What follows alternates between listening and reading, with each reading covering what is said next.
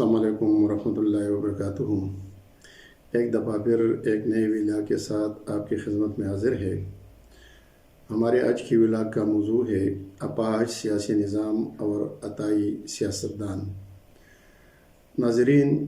چین، روس، ایران، لیبیا، شام، شمالی کوریا،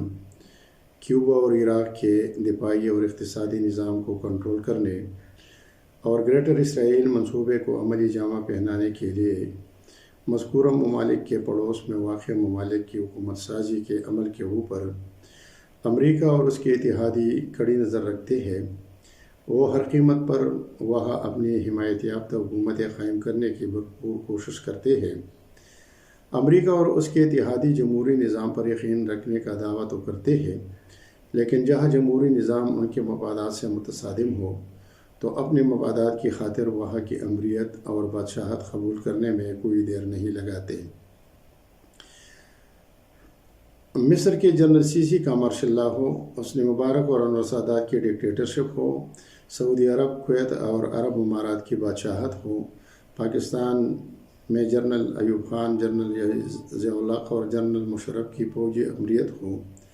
اگر امریکہ کی مفادات سے متصادم نہ ہوں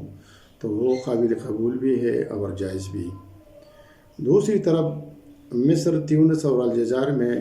شفاف، ٹرانسپیرنٹ جمہوری عمل کے نتیجے میں قائم ہونے والی جمہوری حکومتیں کیوں نہ ہوں،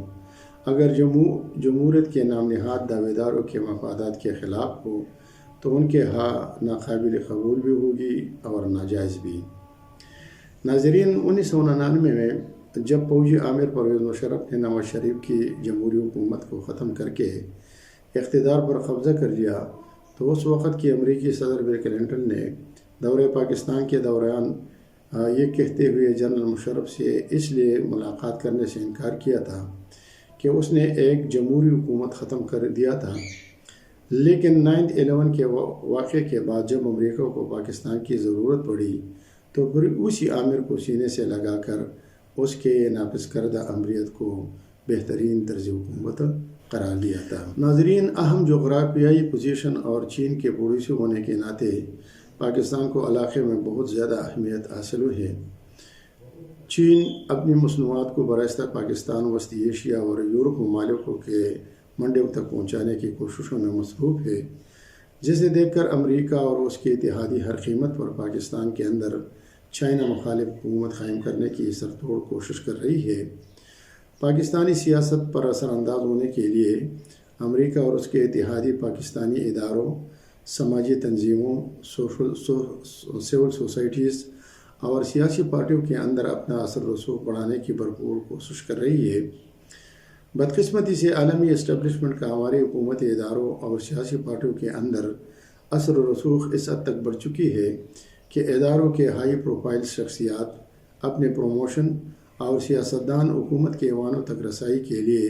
امریکی یاترا لازمی سمجھتے ہیں۔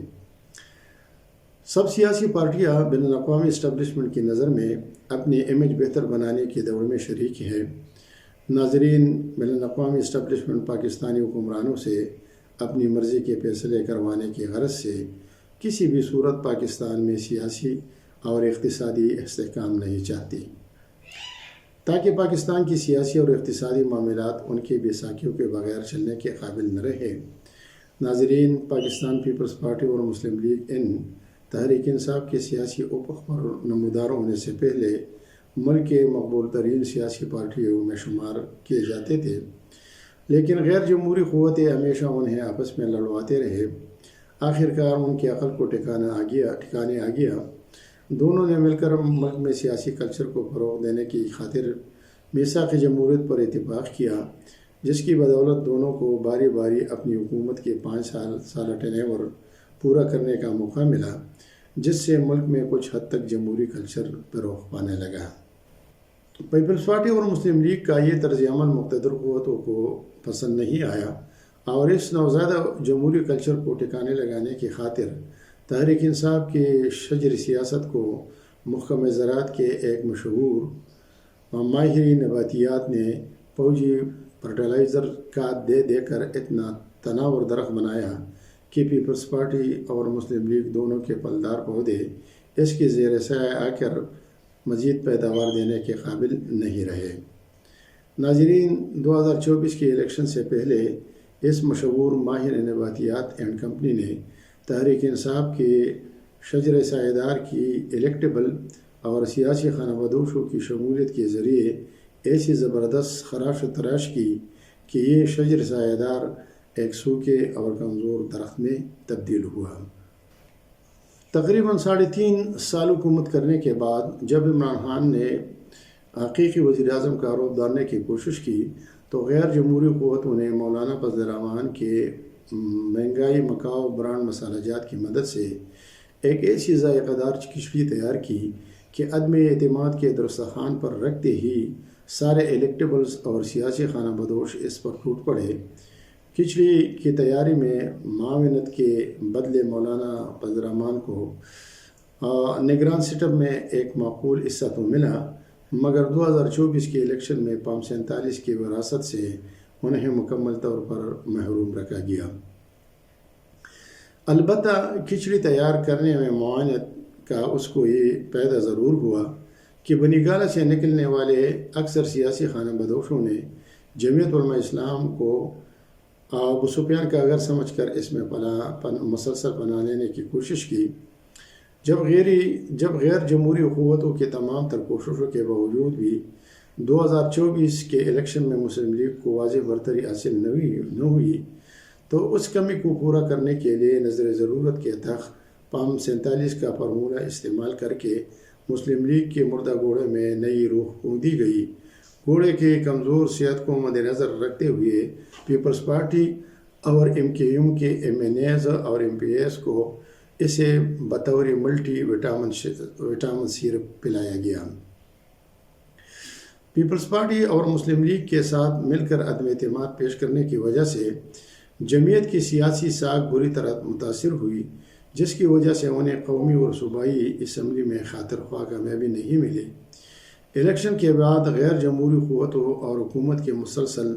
نظر انداز کرنے پر قائد جمعیت نے احتجاجاً عمران خان کے خلاف لگائے گئے اپنی ہی فتووں کے خلاف سو موٹو ایکشن لیتے ہوئے ارشاد فرمایا، عمران پر لگایا گیا یہودی ایجنٹ کا فتویٰ ہمارا سیاسی بیانیہ تھا۔ ہمارا اختلاف عمران خان کے جسم سے نہیں بلکہ اس کے دماغ سے تھا، اور اگر اس کا دماغ ٹھیک ہو گیا تو میرے خیال میں اس سے مزید اختلاف کی اب کوئی گنجائش نہیں۔ ہم موجودہ ناجائز حکومت جو کہ فارم 47 کی بنیاد پر کھڑی ہے کے خلاف تحریک انصاف کے ساتھ مشترکہ طور پر احتجاج کرنے کے متعلق سوچ رہے ہیں، مگر جمعیت کو غیر جمہوری قوتوں، مسلم لیگ اور پیپل پارٹی سے پرانے مراسم اور حکومت کی جانب سے مسلسل رابطے اس فارم 47 کی بنیاد پر کھڑے حکومت کے خلاف تحریک چلانے میں اکثر آڑے جاتی ہے، جس کی وجہ سے جمعیت علماء اسلام صرف بیانات کی حد تک حکومت کی مخالفت کر رہی ہے،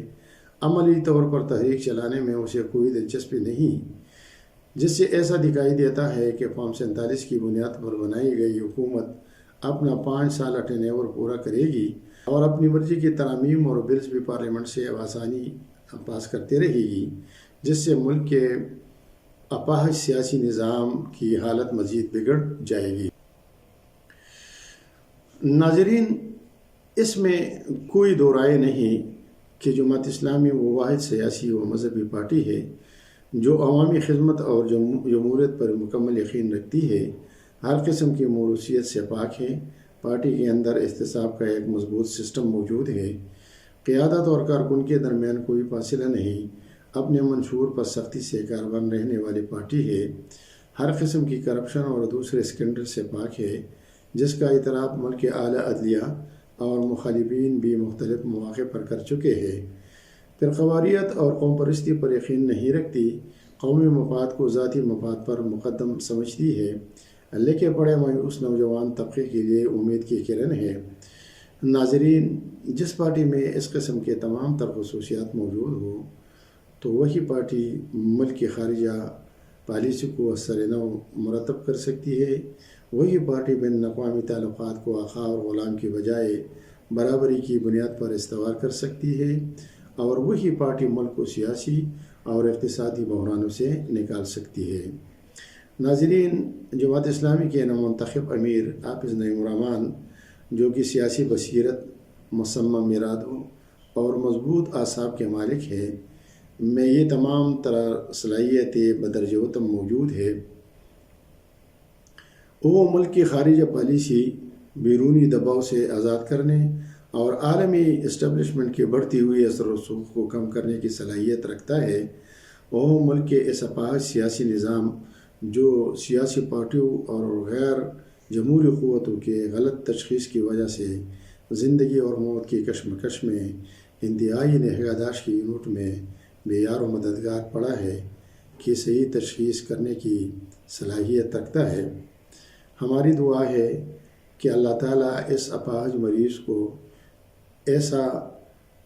ڈاکٹر عطا فرمائے جو کہ اس کی صحیح علاج کر سکے اور اسے مزید عطائی ڈاکٹروں کے تجربات سے محفوظ کرے، آمین۔ ناظرین، اگلے ہفتے انشاءاللہ ایک نئے ویلاگ کے ساتھ دوبارہ حاضر ہوں گے۔ تب تک اجازت دیجیے۔ خدا حافظ۔ پاکستان زندہ باد۔